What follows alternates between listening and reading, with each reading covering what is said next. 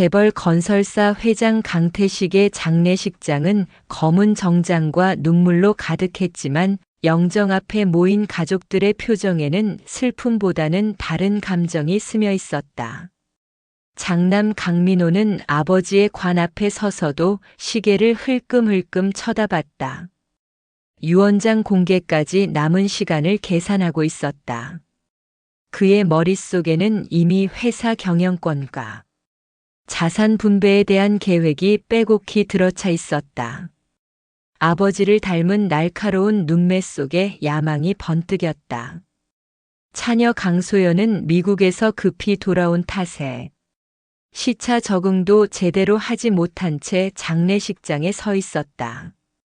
변호사로서 다져진 차가운 이성은 여전했지만 오랜만에 마주한 가족들을 보며 가슴속 깊은 곳에서 무언가가 끓어오르는 것을 느꼈다. 분노였다. 이 모든 상황에 대한, 그리고 자신을 이 자리로 불러들인 운명에 대한. 막내 강준호는 검은 양복이 어색한지 자꾸만 넥타이를 만지작거렸다. 탤런트를 꿈꾸며 연기 연습에만 매달렸던 그였지만 이 순간만큼은 연기가 아닌 진짜 감정을 숨기기 어려웠다. 욕망이었다. 형과 누나 사이에서 항상 뒷전이었던 자신에게도 기회가 올 수 있다는 기대감. 그리고 마지막으로 후처 윤혜린이 있었다. 고인보다 한참이나 젊은 그녀는 온몸을 감싼 검은 베일 뒤에서 조용히 눈물을 흘리고 있었다. 하지만 가끔씩 베일 사이로 보이는 그녀의 눈빛은 슬픔과는 거리가 멀었다.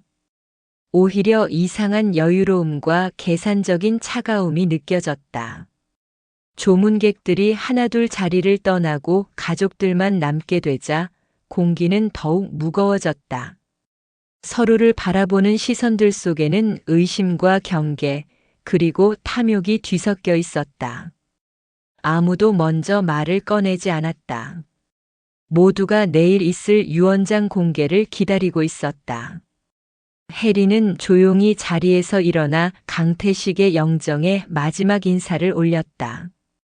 그녀의 입술이 미세하게 움직였지만 무슨 말을 하는지는 아무도 들을 수 없었다. 다만 그 순간 그녀의 얼굴에 스친 미묘한 미소를 본 사람은 소연뿐이었다. 장례식 다음 날 강태식의 서재에는 가족들과 변호사가 모여 앉았다. 무거운 침묵 속에서 변호사는 유언장을 펼쳤다. 그의 목소리가 방 안을 가득 채웠다. 고인 강태식 회장의 유언에 따라 유산을 분배하겠습니다. 먼저 회사 지분 절반과 강남 본가, 그리고 주요 부동산 자산을 후처 윤혜린에게 상속합니다. 순간 방 안의 공기가 얼어붙었다. 민호의 얼굴이 붉어지며 주먹을 꽉 쥐었다. 그가 그토록 기다려온 경영권이 계모에게 넘어간다는 사실을 받아들일 수 없었다. 소연은 표정 변화 없이 혜린을 응시했지만 그 시선은 칼날처럼 차가웠다. 오직 준호만이 다른 반응을 보였다. 그는 입꼬리를 살짝 올리며 형과 누나를 번갈아 바라봤다. 이거 재미있네. 형, 누나, 우리 이제 그 여자한테 빌어야겠어. 혜리는 여전히 검은 베일을 쓰고 있었지만 그 아래로 드러나는 입술이 미세하게 떨리고 있었다. 기쁨 때문인지 긴장 때문인지 알 수 없었다. 변호사는 계속해서 남은 재산 분배에 대해 설명했지만 이미 중요한 것은 끝났다. 회사의 실권은 혜린의 손에 넘어갔고 자녀들에게는 얼마 되지 않는 현금과 부동산 몇 채만이 남았다. 유언장 낭독이 끝나자 민호가 자리에서 벌떡 일어났다. 이건 말이 안 돼. 아버지가 정신이 온전했다면 절대 이런 유언을 남기지 않았을 거야. 혜린이 처음으로 입을 열었다. 민호 씨, 이건 아버님의 뜻이에요. 저도 이렇게 많은 것을 물려받게 될 줄은 몰랐어요. 거짓말 마. 넌 분명히 아버지를 세뇌시켰어. 민호의 목소리가 점점 높아졌다. 소연이 차분하게 개입했다. 진정해. 법적으로 문제가 없다면 받아들여야지. 그날 밤 집안은 묘한 긴장감에 휩싸였다. 준호는 다른 가족들이 잠든 후 혜린의 방 앞으로 향했다. 문을 두드리자 곧바로 열렸다. 마치 그녀가 기다리고 있었던 것처럼. 들어와. 혜린의 목소리는 부드러웠다. 방에 들어선 준호는 혜린과 마주 앉았다. 그녀는 이미 베일을 벗고 있었고 그 얼굴에는 슬픔보다는 안도감이 떠올라 있었다. 축하해. 이제 이 집의 주인이 됐네. 준호가 말했다. 혜린은 고개를 저었다. 아직 끝난 게 아니야. 너도 알잖아. 민호와 소연이 그냥 있지 않을 거라는 것. 그럼 우리가 함께 막아내면 되지. 준호의 눈빛이 이상하게 빛났다. 새벽이 되어서야 준호가 방에서 나왔다. 그때 복도 끝에서 소연이 그를 지켜보고 있었다. 두 사람의 시선이 마주쳤지만 아무도 먼저 말을 걸지 않았다. 다만 소연의 얼굴에는 무언가를 확신하는 듯한 표정이 떠올라 있었다. 유언장 공개 후 일주일이 지났다. 소연은 자신의 서재에서 노트북 앞에 앉아 밤늦도록 조사에 몰두했다. 변호사로서의 경험을 살려 혜린의 과거를 추적하는 것은 어렵지 않았다. 하지만 발견한 것들은 그녀의 예상을 뛰어넘었다. 혜린의 본명은 윤미영이었다. 그녀는 강태식과 결혼하기 전 싱가포르에서 살았고 그곳에서도 자신보다 20살 이상 많은 부유한 사업가와 결혼했었다. 그런데 그 남편이 결혼 2년 만에 의문의 추락사고로 사망했다는 기록이 있었다. 현지 언론에서는 작게나마 보도했지만 증거 부족으로 사건은 단순 사고로 처리되었다. 하지만 온라인 커뮤니티에서는 여전히 의혹의 목소리가 나오고 있었다. 젊은 아내가 유산을 모두 상속받았다. 사고 직전 부부싸움이 있었다는 등의 루머들이었다. 소연은 혜린의 사진을 다시 바라봤다. 아름다운 외모 뒤에 숨겨진 계산적인 면이 이제는 선명하게 보였다. 하지만 과거의 의혹만으로는 현재 상황을 바꿀 수 없었다. 더 결정적인 증거가 필요했다. 그런데 며칠 후 소연은 집안에서 벌어지는 더욱 충격적인 상황을 목격하게 되었다. 새벽 2시경 화장실을 다녀오던 그녀는 복도에서 이상한 소리를 들었다. 혜린의 방 앞에서 누군가가 중얼거리고 있었다. 소연은 조심스럽게 다가갔다. 목소리의 주인은 민호였다. 그는 술에 취해 벽에 기댄 채 혜린의 방문을 두드리고 있었다. 혜린아, 나야 문 좀 열어줘. 민호의 목소리는 평소와 달리 구걸하는 투였다. 아버지가 떠난 자리에 내가 들어가면 안 될까? 넌 여전히 젊고 아름답잖아. 나만이 널 제대로 지킬 수 있어. 준호 같은 애송이가 아니라. 소연은 숨을 죽이고 상황을 지켜봤다. 민호의 모습은 처참했다. 평소 당당하고 오만했던 그가 한 여자 앞에서 이렇게 무너져 있는 것을 보니 측은하기까지 했다. 잠시 후 혜린의 목소리가 문 안에서 들려왔다. 그녀의 목소리는 차분하면서도 교묘했다. 민호 씨, 지금 술에 취해 계시네요. 내일 아침에 후회하실 말씀들 하지 마세요. 후회하지 않아. 내 진심이야. 하지만 이미 내 동생이 날 지키고 있는데 굳이 형까지 나서실 필요가 있나요? 그 순간 소연의 혈액이 얼어붙었다. 혜린의 말은 명백했다. 이미 준호와 무언가가 시작되었다는 것이었다. 더욱 충격적인 것은 혜린이 이 상황을 즐기고 있다는 점이었다. 민호는 한동안 말을 잃었다가 비틀거리며 돌아섰다. 그의 뒷모습은 완전히 패배한 남자의 것이었다. 소연은 어둠 속에서 모든 것을 지켜본 후 자신의 방으로 돌아갔다. 하지만 잠들 수 없었다. 이 집안이 얼마나 썩어 있는지 이제야 깨달았기 때문이었다. 아버지의 죽음 이후 가족들은 서로를 향해 칼끝을 겨누고 있었다.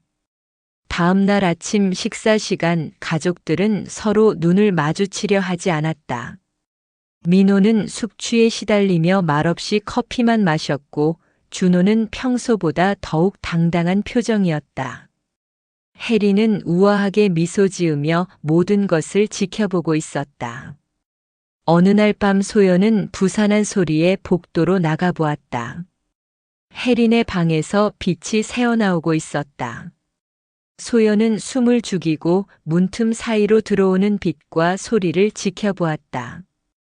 침실 안 혜린과 준호가 마주 앉아 있었다. 혜린은 침대 위에서 준호의 얼굴을 부드럽게 감싸 안으며 속삭였다. 넌 아버지를 닮았어 하지만 훨씬 더 순수해 그래서 더 좋아. 준호의 입가에는 미소가 번졌고 그의 눈빛은 장난기와 욕망으로 반짝였다. 형도 누나도 다 필요 없어. 우리 둘이서 이 집을 차지하면 되잖아. 혜린의 손길은 단순한 위로가 아니었다. 그것은 권력과 금기 사이를 교묘히 흔드는 유혹이었다.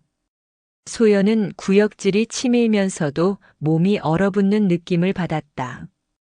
그녀는 자신이 보고 있는 장면이 현실이라는 사실을 부정하고 싶었지만 숨소리와 손길, 은밀한 웃음이 모든 의심을 깨뜨렸다. 한편으로는 이해할 수 없는 흥분과 호기심이 가슴 한쪽을 파고들었다. 이 지옥 같은 유산 전쟁에서 승리하려면 자신 또한 금기를 넘어야 한다는 사실이 머릿속에서 반복되었다. 준호와 혜린의 결탁은 단순한 몰래 숨어있는 음모가 아니었다. 그것은 가족 간 금기를 깨트리는 전략이었고 동시에 서로를 탐닉하게 만드는 위험한 게임이었다. 소연은 마음속으로 경고음을 울리며 스스로를 다잡았다. 하지만 동시에 자신이 이미 유혹의 가장자리까지 서 있다는 것을 직감했다. 두 사람의 손이 맞닿고 눈빛이 교차하는 순간 그녀는 자신도 모르게 시선이 그들의 교감을 따라가고 있음을 깨달았다. 숨이 막힐 듯한 긴장 속에서 소연은 선택을 강요받고 있었다. 감정과 이성, 의무와 욕망 사이에서 어느 쪽도 완전히 지킬 수 없는 상황. 그녀는 알았다. 이 집안에서 살아남으려면 금기를 넘어야 하고 때로는 스스로도 그 위험 속으로 걸어 들어가야 한다는 것을. 한동안 숨죽인 채 지켜보던 소연의 손끝이 책상 가장자리를 꽉 움켜쥐었다. 심장이 미친 듯이 뛰었다. 두려움과 금기 그리고 어쩔 수 없는 흥분이 뒤섞인 채 그녀는 이 순간부터 자신이 단순한 관찰자가 아님을 깨달았다. 이 집안의 권력과 욕망은 이제 가족 구성원의 단순한 분노나 계산만으로는 결정되지 않았다. 그것은 금기와 결탁 그리고 탐닉과 배신이 뒤엉킨 불가역적 흐름 속에서 결정될 것이었다. 소연은 조용히 숨을 고르며 마음속으로 다짐했다. 이 게임에서 내가 살아남으려면 나도 움직여야 한다. 단, 어디까지 허용될지는 나조차 모른다. 그리고 그녀는 스스로에게 속삭였다. 이 집안의 균열은 이제 막 시작됐다. 민호는 연일술에 절어 있었다. 하지만 그것은 단순한 도피가 아니었다. 그는 술잔을 비우며 혜린을 어떻게든 제거할 방법을 머릿속에서 굴리고 있었다. 이미 그의 눈에는 분노와 공포가 뒤엉켜 있었다. 아버지의 죽음 이후 무너져 내리는 가문, 그리고 그 중심에 서서 모든 것을 소나귀에 넣고 있는 혜린. 민호는 더 이상 견딜 수 없었다. 저 여자를 없애야 해. 그래야 숨을 쉴 수 있어. 그는 밤마다 혼잣말을 중얼거렸다.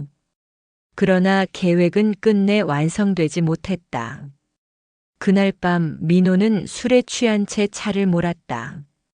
속도는 점점 높아졌고 그의 시야는 흔들리고 있었다. 무엇인가 결심한 듯 그는 이대로 혜린을 찾아갈 생각이었다.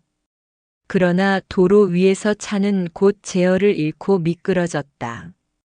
금속이 찢어지는 소리와 함께 차는 전봇대에 부딪혔고 불길이 치솟았다. 다음 날 아침 경찰은 그것을 단순한 음주 사고라고 발표했다. 하지만 소연은 직감했다.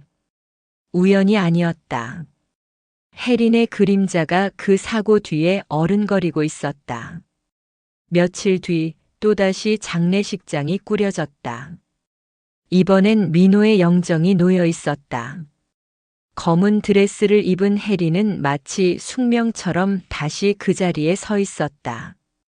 그녀의 곁에는 준호가 있었다. 두 사람은 손을 맞잡은 채 서로에게만 시선을 고정하고 있었다. 그들의 눈빛 속엔 슬픔이 아닌 은밀한 결속과 만족이 번뜩였다. 소연은 그 모습을 멀리서 바라보며 입술을 깨물었다.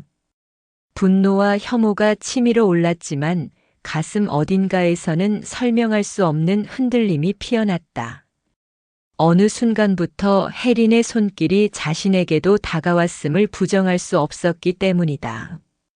그것은 단순한 유혹이 아니었다. 불길 같았고 이미 그녀의 심장 속 깊숙이 번져 있었다.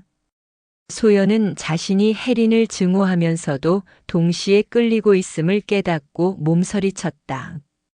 이 집안은 이미 무너졌다. 하지만 무너진 탑 위에 누가 서게 될까? 소연의 눈빛은 흔들렸으나 그 속에서 무언가 결심이 자라나고 있었다. 복수와 욕망, 두 감정이 동시에 그녀를 집어삼키고 있었다. 모든 것이 무너진 집안에서 결국 누가 마지막 승자가 될까요?